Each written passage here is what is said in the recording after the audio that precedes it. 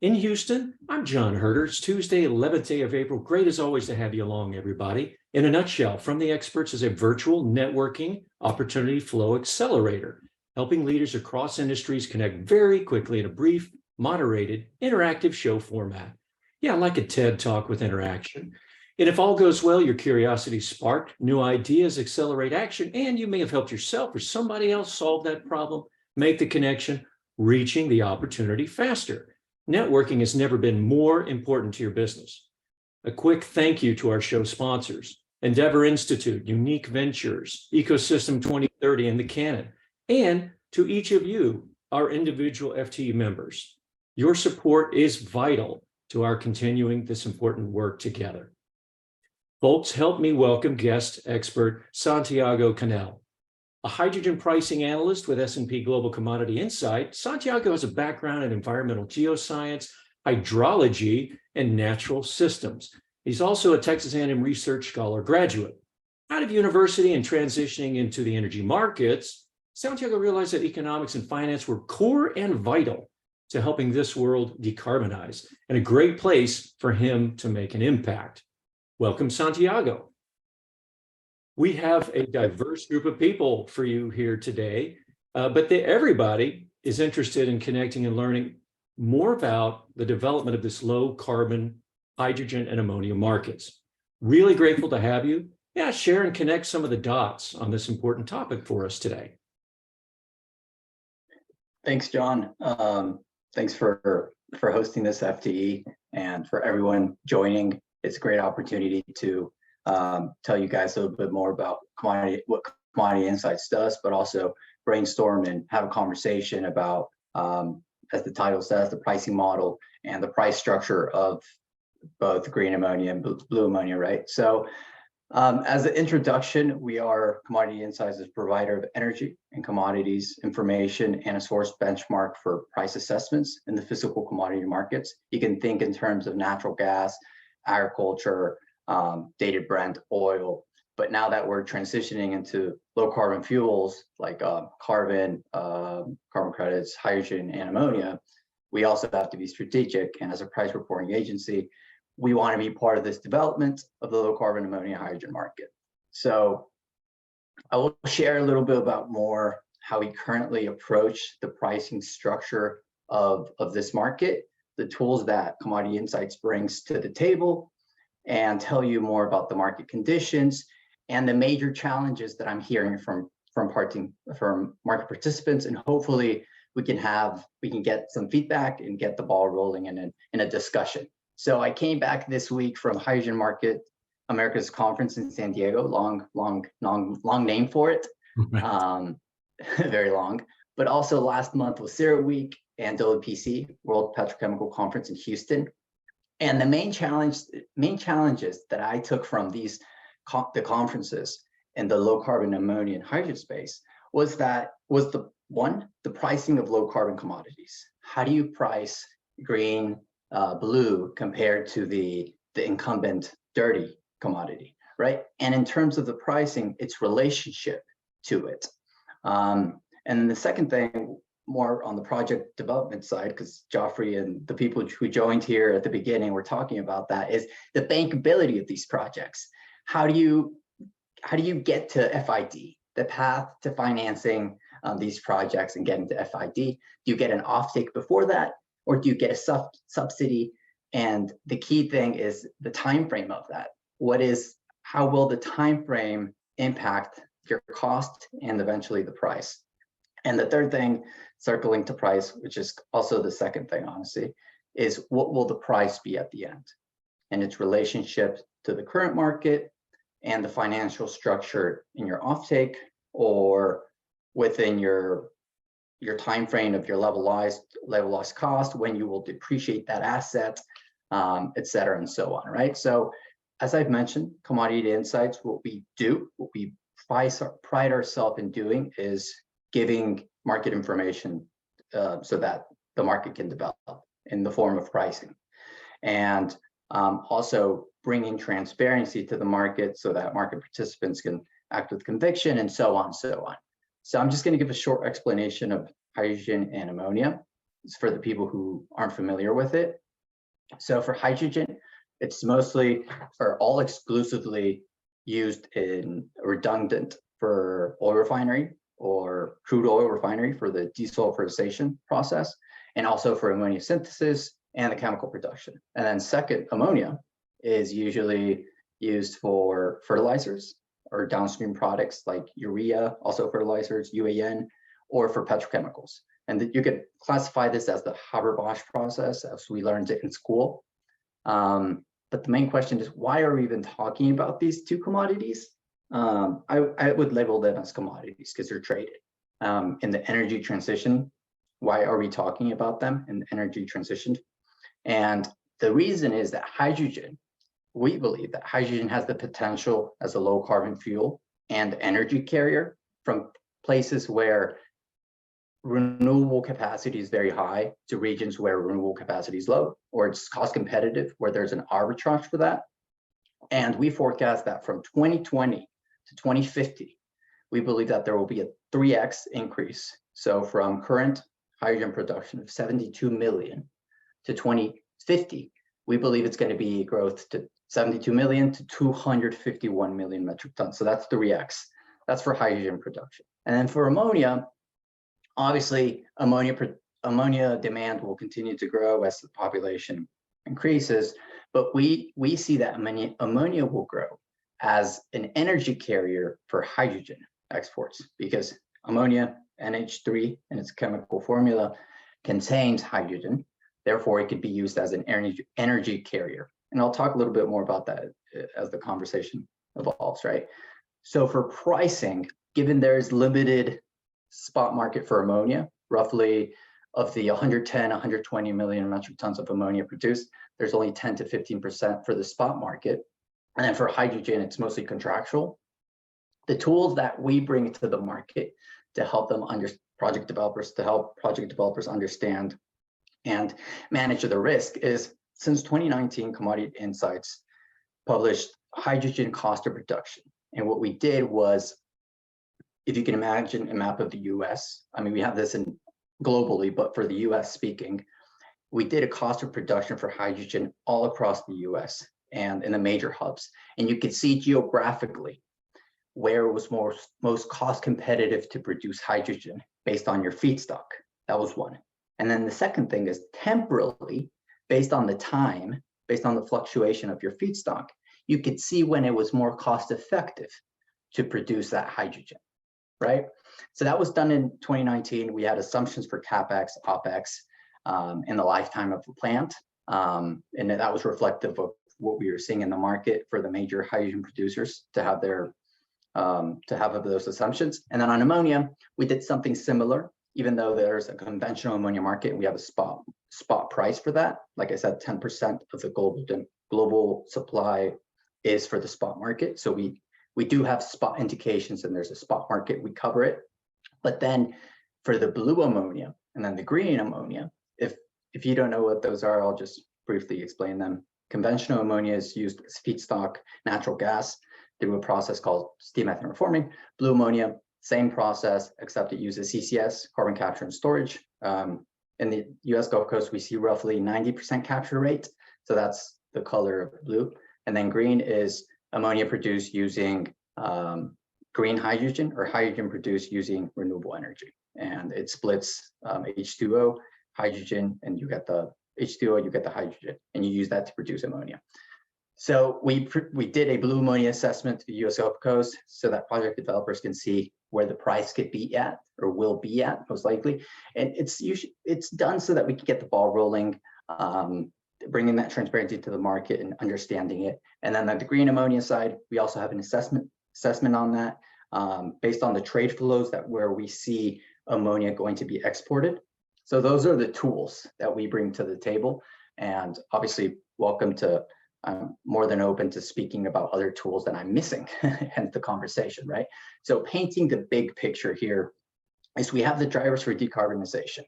Companies want to decarbonize. If they're private, they have net zero goals, or even if they're public, they have net zero goals, either 2030, 2050, or they want to be competitive, right? They want to bring a low carbon product to their stakeholders or their not employees, but their customers. And also they want to phase out their dirty production, but they want to leverage their infrastructure that they already have. So that's understandable. And then the third thing is global economic conditions, right? You have extremely elevated cost in Northwest Europe, and you have very low feedstocks in the US Gulf Coast. So you have chemical producers, I won't mention them, but you have chemical producers recently, last month, announced in press releases that they were going to cut the production in Northwest Europe. And where are they going to fill that gap from, right? So you see there's a change in trade flows from places where it's cost competitive to produce either hydrogen or ammonia or your chemical feedstocks. So on the second driver is of course policy, and I won't get too much into the policy side because it's a lot of context.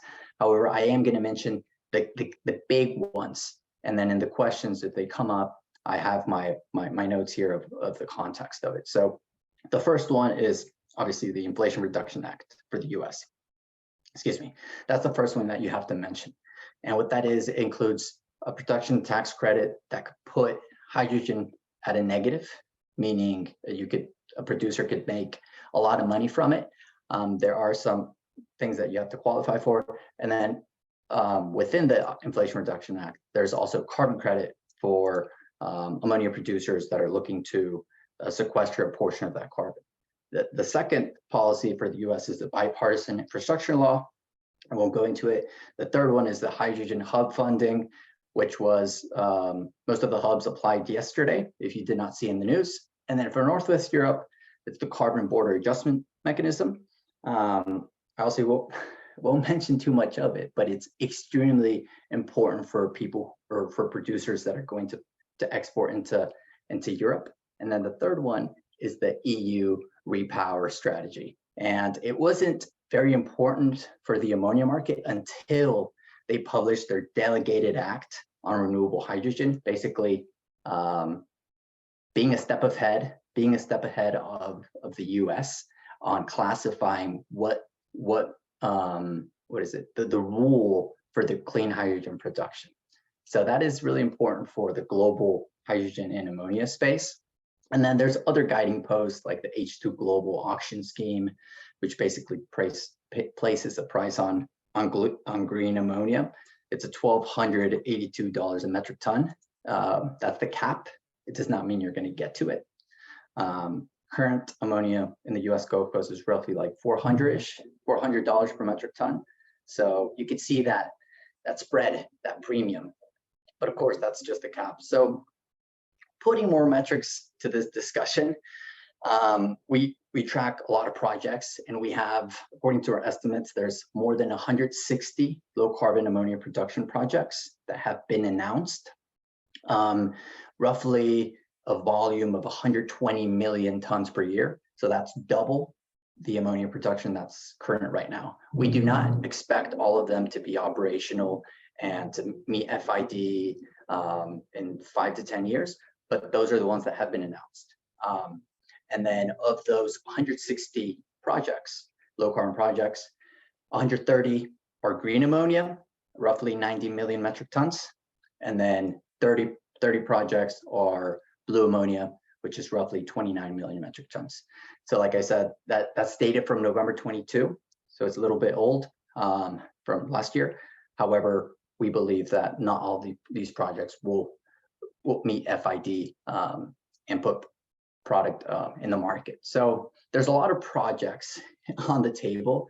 And the first challenge that we see in the market that I mentioned in the introduction is the one that I mentioned, the pricing of this commodity in the future term. Right now you have your baseline, but what will that pricing look in 5 to 10 years when there's, I don't want to call it surplus product in the market, but when that premium product based on its environmental attributes comes online. You know, is it going to be a premium, and what is its relationship going to look to that baseline? So there's a lot of funds available to policy and funds and credits available to project developers. And that is one of the biggest challenges. But the second challenge that I see is the issue of structuring a bankable low carbon hydrogen and ammonia project. And that is your offtake. If John has an offtake for 5 years and we have the same CapEx, OpEx, my offtake will be lower if I levelize it for 10 years compared to levelizing for 5 years. Lower cost, therefore you could offer a lower price. So that's what we're starting to see. Each project is specific to its contract structure, to its offtake, or to the credit scheme that it's going to be using. And therefore, that's going to impact the price to the market or the margins, because it does not mean that everyone's going to lower the price, right? That's usually how markets are developed. So for hydrogen pricing, actually before that, do you want to go to the poll, John? Sorry about that. Yeah, absolutely. Let me share. I'll try to be a little quick. That's good. Here are the results from the poll, and it tells us wow. Who's here. So 23% ammonia producers. Okay, that's good. Hydrogen ammonia producers. Okay, well, that's great data. Is this something that everyone can see? Yes, it is. Okay, perfect. That's great. So you can see the people that are joining us. Go ahead, John. Yeah, no, I was just going to say, as you're reflecting on that, I've got a couple questions. One is from Steve Sharp. Well, how do you see the ammonia impacting the automotive or transportation industries specifically? Do you mind if I respond to that once I finish, or no? I don't want to derail too much. You got it. Keep on plowing through. We've got a couple. Okay, sorry about that. Just a couple more minutes, and then we'll dive into the questions. Thank you. Yeah, I'll be quick about it. It's just so much context. Right. For the hydrogen and ammonia side, just the price discovery process. Right. I mentioned that hydrogen is mostly contractual right now. It's between one player and the other, the hydrogen producer and the refinery for the end user. For ammonia, it's mostly like that, but there's a 10% that is on the spot market, like I mentioned. But what we're seeing in the green ammonia space is that some producers are willing. This is, to me, it's crazy, but are willing to settle for a fixed price for 5 to 10 years. And the reason that they want that is so that they could get financing for their projects. You have your contract, you have it signed, you go to a financial institution, and you could get financing, bankability, financing on that, right? So to me, that's just crazy. And the other thing is, on the pricing side, will it be at a premium, or will it not be at a premium based on its environmental attributes and its relationship to the floor price, the market, right? So I'm just going to conclude. We talked about what Commodity Insights does and what we bring to the market, the tools available to the market, the current market conditions. I could respond to that automotive question, where we are headed, decarbonizing both incumbent, where hydrogen and ammonia is going to play to other hard to abate sectors, the policy for low carbon hydrogen and ammonia, the major challenges on the pricing side, and the key takeaways, basically what I just said. So I'm going to open it to everyone because I want to have a discussion on the questions of what pricing structure looks more feasible on the project development side, but also on ammonia producers, and what are the key risks that you see at play. Great. Well, thanks very much for that. We're going to open this up to the floor. It's for those of you, this is your first time. We start with a general question, and we work from there. And if I call on you, you don't want to participate, that's okay. You can say pass, and please raise your hand if you have a question and you would like us to address you. I think with that, let's go forward with the first general question. And you've already stated this in a different way, but I'm going to add it to the mix here right now. The group question was, well, how do you actually anticipate the pricing and how it will be structured for these two commodities, and what's at stake and how does it impact your business? So with that, I don't see any hands raised right this moment. Let's go back to the questions we have in the chat. We've got a couple from JL. But how about this ammonia impacting the automotive and transportation industry? What's your take on that? Yeah, of course. So I'll just branch it out to hydrogen and ammonia. Yeah. I'll start with hydrogen because I'm a little bit more familiar on that. There's a California market. We have a hydrogen pump price for that. Recently, it's been record highs because of its feedstock being natural gas, and also LCFS credits are extremely low given the surplus of renewable diesel into the market. Right now, hydrogen is not competitive in the mobility sector for compared to ICE internal combustion engines or electric vehicles. It would have to drop a third of the price. It's currently $26 a kilogram, and it would need to drop to $4 to $6 a kilogram. It's extremely expensive right now, and that was also common in ammonia 2 to 3 months ago, if it were to be used in the automotive industry. I'm just thinking in terms of substitution index because that's just what I'm familiar with. So that's just my response. I know there is some speculation of ammonia being used in the automotive industry. However, on the toxicity and I wouldn't go there, but I bet there's someone else better equipped to answer that question. Fair enough.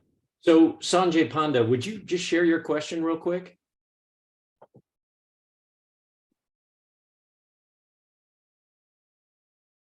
Sanjay?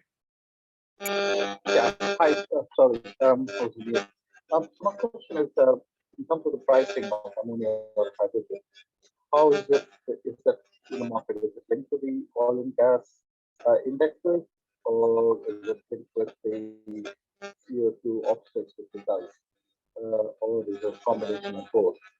Thank you, Sanjay. So clearly, could you mute yourself? So the question is, will you link the NH3? Can you see the question yourself there, Santiago? Will you link the NH3 and H2 prices to fuel equivalents like oil and gas, or to CO2 to offset cost, or both? If both, what would be the ratio is the general question. I can't see the chat. I'm so sorry. Maybe I can look for it, but I'm so sorry. I can't. No. Did you hear the question? No. Okay. I cannot hear it. I'm so sorry. Can you hear me? So, I can hear you perfectly. It was just the audio. May I ask a question to the audience really fast? Because I see someone that. Aaron, if you would mind, if I could ask you, it's a pleasure having you here and having someone from Yara.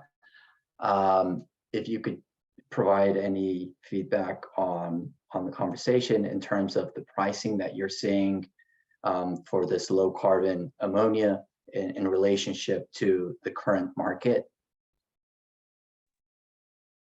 Yeah, sure. Thank you, Santiago, and thanks, John, for organizing this event. I work for Yara Clean Ammonia, and my role is exactly this pricing. And I think Sanjay's question is very good to set a bit of structure, because this question is still highly debated. We do not, unfortunately, have a market certainty for pricing for the moment. The way we see it is what would be the value to end consumer. It really depends. Pricing will be highly connected to that. It's not yet a commodity, but it will. The belief is it will turn quickly into a saturated market and a commodity product. So what will be the premium based on? And we highly believe it will be very much related to carbon intensity, because that's the direct benefit you are providing. As a molecule for green or blue hydrogen or ammonia, it's not different to gray, dirty hydrogen or ammonia. It's exactly the same molecule, exactly the same function. Other than the production method and carbon intensity, you do not have any additional benefit. So the worry with that is carbon intensity, tying the pricing or premium to that. Will it then guarantee to the supplier a pricing that's below the cost to the producer? So I think what Sanjay says makes sense. It will be connected to both the fuel feedstock price, but as well as the carbon intensity. And how much it will be is really a big question. It It will highly depend on supply-demand balances. But to me, the most important thing here is to fill this void will be regulations. Once the regulations are set in stone, then we can measure the value of this product. Otherwise, without regulations, it's very subjective, and it's very difficult to make a tangible assessment without it. So just to put my 2 cents in. Thanks, Erin. Yeah, I didn't hear Sanjay's question. I'm so sorry, but I do agree with everything that you said. And we do believe that carbon intensity is going to be a key attribute for differentiator for pricing, but also how are we going to certify it? And that's a different discussion that we can have in the future. It's tricky. There's a lot of groups within the US working on certification, but how will the Inflation Reduction Act tie into hydrogen and ammonia? We're still waiting on the Treasury to announce that. But I agree 100%, Erin, and thank you for responding. So let's switch over and get a banker's perspective. We've got one here. Bray, would you just introduce yourself real quick and share what your Yeah, not a problem at all. Yeah, my name is Brays.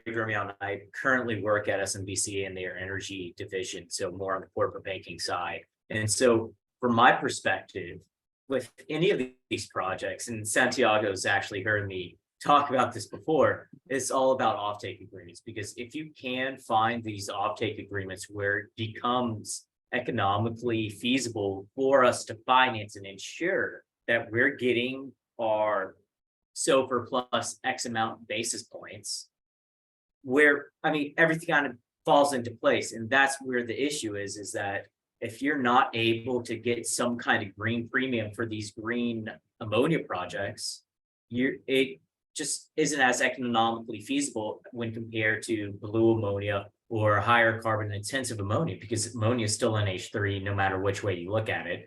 And I don't think a person in Asia who's buying ammonia from the world market's really going to care about where this ammonia is coming from, where the carbon intensity depends on the end use. So got it. Thanks for that. Any feedback from the group? Hi, sorry, just to add to what was just said, I think a interlinked question then is, since this is such an emerging market and we expect it to quickly turn to a saturated one, if not everyone kind of places the same importance on carbon intensity, like what was just said, if market participants in Asia don't care as much about where the ammonia is produced, how can we kind of guarantee that this will grow as much as we predict it to, and how will that then impact pricing structures and what we're doing now? Got anybody else want to add to that? We've got some comments in the thing, and also I can see that JL, Jean-Louis, do you have a comment that you want to make on the subject? Yeah. Oh, this is Jay Glass, and I just changed my name to include BP. Sorry, I didn't have a direct comment on that question. Yeah, please go ahead, Jake. Oh, I don't have one. Sorry. Oh, I was talking Jean-Louis Kindler. Do you have a comment to make about on this? Yes. Yeah, absolutely. Hello, everyone. I find interesting that we talk a lot about offtake, and obviously, if we don't have a contract for the product we produce, there will be no bankability. But I'm currently discussing hydrogen production projects in Europe, and I see a lot of situations where basically what's the biggest challenge for any sort of project bankability is that the energy cost fluctuation is so high that banks actually feel uncomfortable financing any project, even if there is an offtake agreement. So I suspect that bankability and, generally speaking, the overall how should I say, the overall interest of any sort of project is really, and that's probably different from other energy pathway, is a mix of a lot of different factors, and that's the carbon impact. That's obviously the presence or not of an offtake agreement. that's also the cost of energy behind all this, plus all sorts of different factors. So sorry, it's more a comment than a question, but I agree. I agree on the offtake portion. Like, not everyone is looking for an offtake, and not everyone has to look for an offtake. You have big ammonia players that already have their supply chains, and they were already making this investment prior to the Inflation Reduction Act. Some, and others after the Inflation Reduction Act got a little boost, but others depend on an offtake.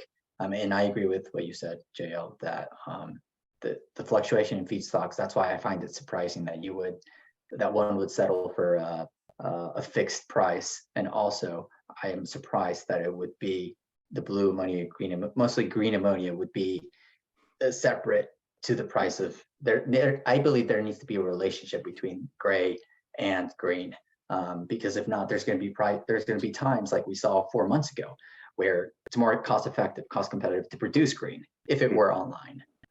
So yeah, that's my take. yeah, and actually, I'm not an expert on the ammonia side. I'm more a hydrogen person. But the other we had in the chat window, we had the comments about the hydrogen retail price. Mhm. We need to keep in mind that this retail price, at least this is what I see in Los Angeles, California, it's about $26 per kilogram at the pump. But that hydrogen, it's not even renewable. It's not even quote unquote green. So and it increased from, it was 14, 15, probably something like that last year. And that's only because of the and I almost suspect it's not it's partly the actual energy price, but it's also more important than that, it's probably the perceived concern and fear about the future from the hydrogen suppliers. Yes, thank you. Which is another factor. Any feedback on that, Santiago? I don't want to dive too much into the mobility sector, but the reason it was $15 a kilogram for 5 months, it was because the war in Russia and Ukraine, feedstock, natural gas, so-called gas was extremely expensive, but these suppliers weren't increasing their prices until 5 months later, when they're like, okay, we love our customers, but we have to pass on a little bit of the cost to them.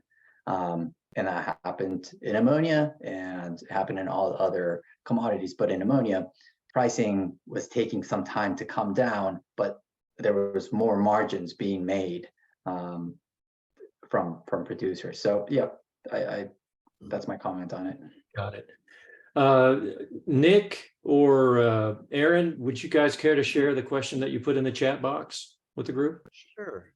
Yeah, so my question was, what was the $26 a kilogram? You know, where is that listed? One of the issues what we're seeing personally is it's revolving around the conversation right now, and that's, you know, bankability. Financiers want to see offtake agreements. The offtaker wants to see financial agreements. They want to see stability in price. They want to know, you know, what is it going to be when you're finished building, you know, a plant? If it's going to be green, you know, solar could take up to 2-3 years, depending on regulations and environmental assessments and things like that. So it's like everybody kind of wants it, you know, it's like the snake eating the tail of the snake. It's everybody wants to know everything. And at some point in time, somebody just has to take a risk and jump into this and start producing. So I'm very curious. We're very curious on, you know, is there some sort of, I know everything is OTC right now, over the counter right now. So it's really difficult to get a steady kind of authoritative price model. What we're seeing, what we're doing with our off takers is basically saying, you know, we'll have it at, you know, let's just get an MOU together that says, you know, you'll take it from us at $10 a kilogram.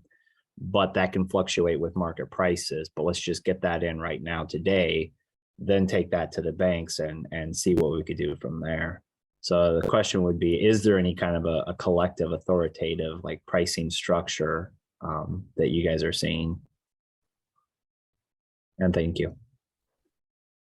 I'll respond on the pump price. That's a survey price. So I speak to all the producers, or we speak to all the producers in California, asking them where the pricing is at. So it's a weighted average of all the stations. Let's just be mindful that it's the price at the retail price at the pump. So it includes the transportation, liquefaction, and storage, and the price of the station. So that's hence why it's extremely elevated. Pricing there is probably roughly $3 a kilogram, $2 a kilogram. And like JL mentioned, the feedstock is natural gas. So what we envision is there's going to be more spot demand, or more indications in the US Gulf Coast and Canada, for both hydrogen and ammonia. And that's the approach that we're taking, of like, hey, we're seeing this in the market, we're seeing that in the market. Does this reflect to what you're seeing? Simply like a survey market, capturing the over-the-counter bids, offers, and trades, like you mentioned, or OTC, like you mentioned, Aaron. But I agree with what you're saying. JL adds, hey, feedstock is also electricity, by the way. And Nick, what's your perspective? Tell us who you're with and where you're coming from here. Yeah, thank you, John. My name is Nick Prokopuk. I sit in Houston as part of Total Energies, and I have a bit of a unique position in that we are both hydrogen consumers, hydrogen producers, ammonia producers, methanol, SAF. We're in through the whole value chain. I specifically work in the renewables group, focused on offshore wind, and we're evaluating potential for green hydrogen using renewable sources. So I had asked a question in the chat. To maximize IRA credits, we would be targeting a carbon intensive renewable power with under 0.45 kilogram of CO2 per kilogram hydrogen. Renewables, in that case, that would give you the maximum $3 per kilogram IRA credit. And my question was specifically, and I apologize, this is too detailed or too into the weeds, but if you talk about procuring RECs to secure your renewable power, there's been, of course, talks about should RECs be hourly matched, daily match, monthly, annual matching.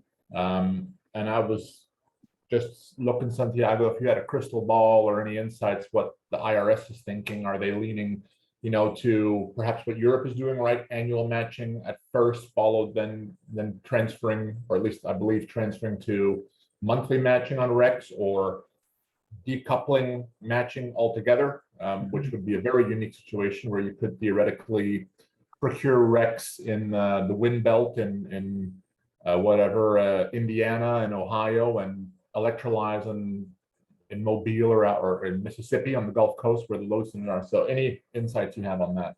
I do not have a crystal ball. However, there are a lot of hydrogen producers that have given the same feedback, or thinking the same, but they're all waiting. They're pending feedback from the Inflation Reduction Act, IRS. Yeah, because it's a great strategy.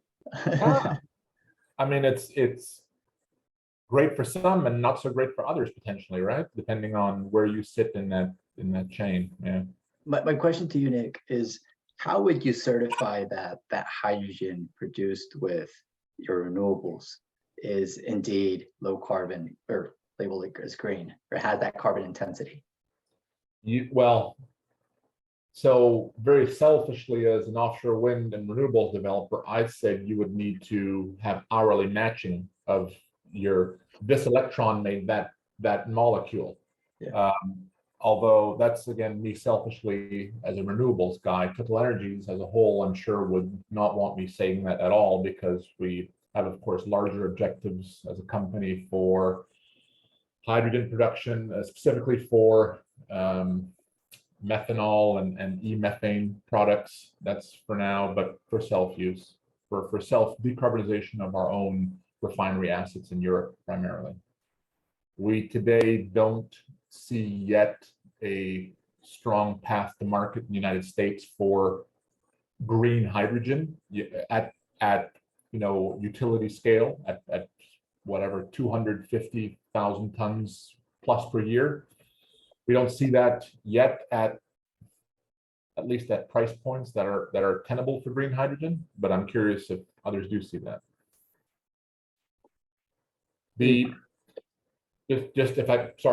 I'll I'm gonna ramble on here for a bit, John.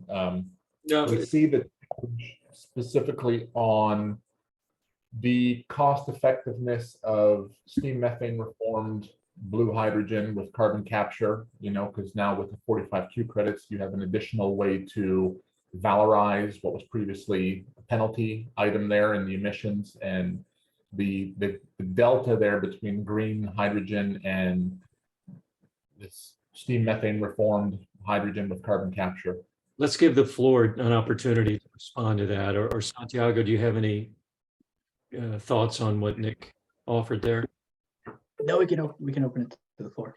So one of the comments that came from one of our colleagues, Stein Brecke, he's like, can you talk a little bit more on the risk management on pricing? He finds that interesting. And how to do that. Okay, so on commodities, something that we usually do, you think of natural gas, think of agriculture, is we work with publishing pricing, and then that leads to a derivative or exchanges, future markets, and then you can hedge, you can control your risk, mitigate your risk, so on.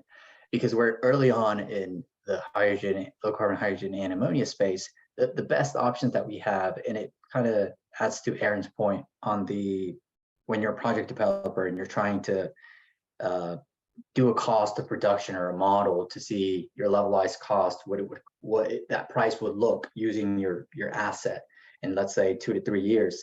That to me is your best option as of right now, or we believe that's the best option as right now to see what your cost could be in the future. However, for pricing, there's not much for mitigating your risk because volatility, there's still going to be volatility. Your feedstock is going to fluctuate. So it would have to be in some sort of formula, it being tied to the feedstock. So that's my best take. It's a complex question. Right. So we're needing to go ahead and come to your last comments, but we had a response from Aaron just saying, the RECs are a great way to allow free market to solve the problem and drive demand for renewables explicitly. So thanks for that, Aaron. And any last words before we sign off today? Maybe I can bring on something that Nick mentioned about IRS guidance. It is something we are watching as well. It is due August this year, so we are really looking. It will really impact what's going to happen, because now I see very optimistic cost of production in the US based on this $3 per kilogram hydrogen IRA credit. But if IRS decides to follow a guidance that is matching RFNBO requirements of Europe, and they go for a temporal correlation of hourly matching requirement, then that will change the price of feedstock significantly, and then hence the pricing of the final product, even though there would be a very generous IRA incentive.